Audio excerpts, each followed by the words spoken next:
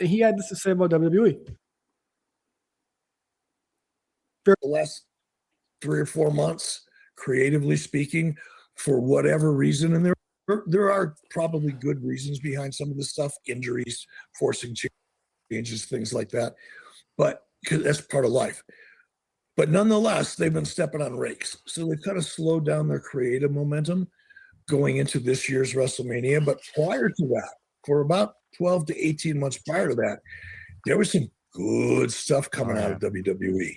Oh, yeah. So they have the ability to do it. We've seen it.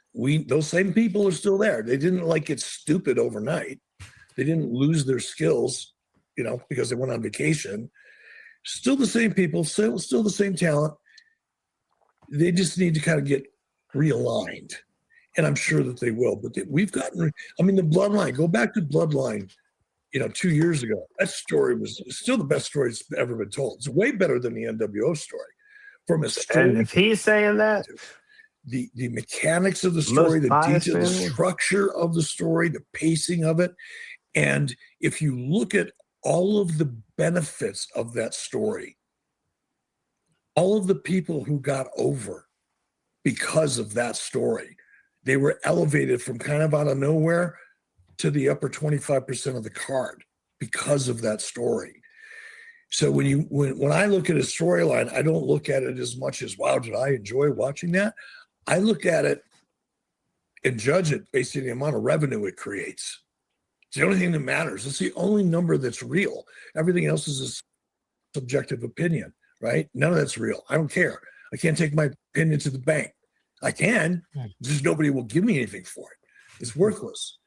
But if I can create a story that generates revenue, they look at me at the bank a little differently. So the Bloodline story, I think, was a better story. Did it have the impact on the wrestling industry that the nWo had? Absolutely not. Which is going back to what we first started talking about. The audience has changed. The conditions have changed. I just don't think it can happen again. Yeah. All right. So I got another, this poses another question, but first we'll hit this. Give me your thoughts on his thoughts about WB Creative. He couldn't be more right. Anything we can really nitpick about what's going on right now, like he said, 12 months ago, 16 months ago, 20 months ago, they were firing on all cylinders. So they can do it. And like anything that whether it was 6 months ago, and if you were complaining that Julia was the US champion and she was doing nothing, or we were just talking about Jade being the women's champion and doing nothing. But what they're doing on Netflix with Penta, he's doing a phenomenal job as Intercontinental Champion. He's defending it nonstop. Or if he's not, he's having promos with people that want to challenge him.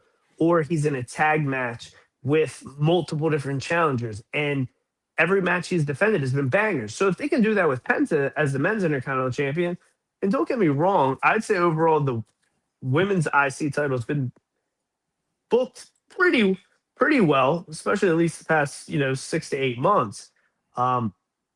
Men's U.S. title, we can say that right now. When you got Carmella and Trick around, anything is going to be good. But the women's U.S. title, obviously a lot of these things have just had lulls. Right now, we've seen it with the tag titles for the past, 18 years with WWE. So they just, they get little hot spurts where stuff matters, but just why can't everything just always matter? Yeah, so I agree. The last few months have been rough, and this is primarily WWE show, so you always want to hear it out of me. I'm not going to have a bias, so if it's bad, it's bad. I've defended Triple H. I've pooped on Triple H. People have calling for Triple H's head and want to replace him with The Undertaker at this point. But as you know, they won't let Taker call WWE the way he calls Triple A. They have less of an interest for it. But yeah, I agree with everything he actually said, and you as well, because there's definitely been low periods of WWE. Like you talked about Julia, complete flop, and currently she was in this, but I can kind of see where this is going. This is actually going to be good. Tiffany Stratton, for example. Tiffany Stratton, she wasn't even on the WrestleMania card when she was a part of the marquee match for the women at WrestleMania the prior year. Trick he's gotten away from Sammy. He's back with Carmelo, so we'll see. But Trick Williams, he's somebody who can grab your attention. But they've definitely been like a real down period going into and post WrestleMania season for WWE. Now, the last thing that he did talk about was the nWo or Bloodline, and that made me think of the question: what do you think was the better story? Because you commented when he actually said that. So, what are your thoughts on that? Biggest thing for me, which I appreciate, is Eric even saying how the story has been done better. I believe he said, I think he said it's a better story. He said just the impact isn't as good. He is arguably one of the most biased people in the world. He thinks the world of the nWo storyline. So for him to say anything's better than that, that's huge. That's something that you should, gamble on it, bet on it. It's a tall tale, and it's an impressive compliment coming from him. Now, when you mentioned like the things, like, yes, the Bloodline storyline longer than the Attitude Era. The first meme I saw about it was that the Bloodline storyline lasted longer than the nWo storyline. That too. Again, we were 5 to 10 throughout the majority of the original nWo.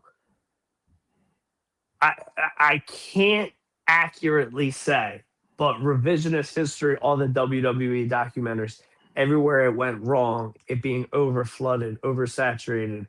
I know you're saying you got Bloodline fatigue, the Jacob Roman match that didn't move a needle. I personally, 2020 till now, I gotta believe it is. And again, yes, I'll agree with him. Cultural impact, it's not there. However, I've always been intrigued by the Bloodline storyline, where I would feel like there is a plethora of skippable, you don't need a revisit of the nWo storyline for all this grand time. Yeah, so when it comes to the nWo, we haven't spoken on this in a long time, but I thought the nWo was done after the whole Sting thing. After Starrcade, when Sting won the title, because it was basically like the nWo is formed, they attack Sting, Sting becomes the Crow, and then after that, it's like, all right. After that, it pretty much got ridiculous. Everybody was a part of the nWo. You got the Wolfpack, and Sting eventually joins the nWo, and then after that, it's like they break up. And nWo 2000, nWo Japan, nWo Mexico, like it was everything. I mean, we might as well start talking about the MFTs at this point. Well, that's their Wolfpack essentially, but yeah, it drifted off to so many things, and then when it was 4 years at that point where they were still together, and the nWo 2000 comes out, so it's like, all right, I'm sure, like, granted, we're 5 or 10, we're 5 or 10 years old when this stuff's going, 5 to 9 years old when this is going on, and we're just like, we don't see it that way. We're just like, cool, the nWo's on TV. But I'm sure if we were our age now watching them, like, wow, my God, this is looking like Shaq on the Celtics. But go ahead. Looking at your backdrop, just out of curiosity, talking about these two factions, what Bloodline figures do you have? Specifically of the faction. I have the Ultimates. So, do you have the Solo one? I have the Solo Ultimate, yes. Do you have the Sammy pose with them right now? I don't have Sammy. No, okay. I got the Ultimate Roman. I got no MFTs. No, I have no MFTs. I have, and if you want to count, I have the Jacob 125, and I have the Jey Uso singles Ultimate. So, obviously, here, Matt Madness, unless you hit me with a car, we don't advocate that you should lose your job. However, I don't know. We don't really spend any time talking about the MFT faction or in the show. But what do you think about the two members that were released? I don't think the MFTs really brought anything. I don't think they allowed them to actually be who they actually were. And then also like that, like Solo was fine, but like when he wasn't like involved with Roman, actually when Solo was like alone and Roman wasn't around, Solo was fine. And then he brings the MFTs. He gets to show his personality. I think it was pretty good. But after a while, it's like they had him with the Wyatt Six, and they were after the tag titles, and it just didn't really go anywhere. I don't think any of the MFTs got the benefit from anything, especially like Jeff Cobb. When Jeff Cobb came in, I was like, oh, they finally signed Jeff Cobb, and now he was like relegated to essentially be nothing, in my opinion. So I got a mixed bag, or my take on it, and I'm going to sound like a damn monster, but like I feel like they got rid of the right ones. If any of them were to get rid, be gone. Again, it didn't want. I wish they were all healthy. I wish they were all still with WWE. What the heck did they switch the name to?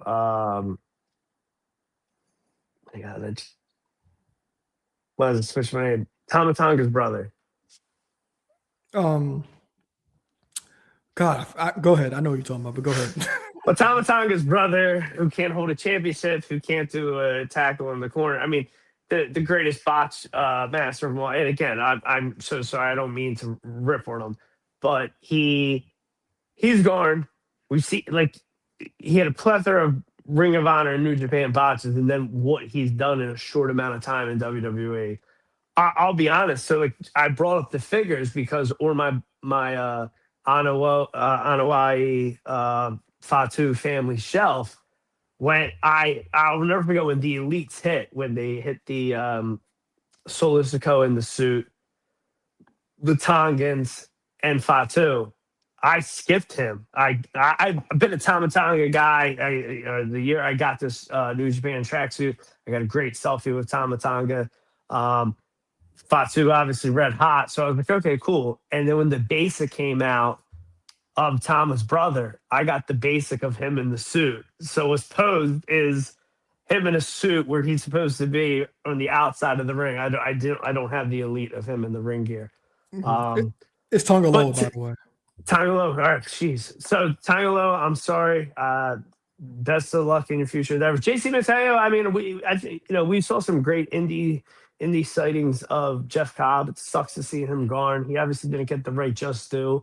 I do like Tala Tonga. He's got a great look. He looks just like a Pacific Islander version of my boy Dwight. They literally smile the same. They got long hair, and it's funny.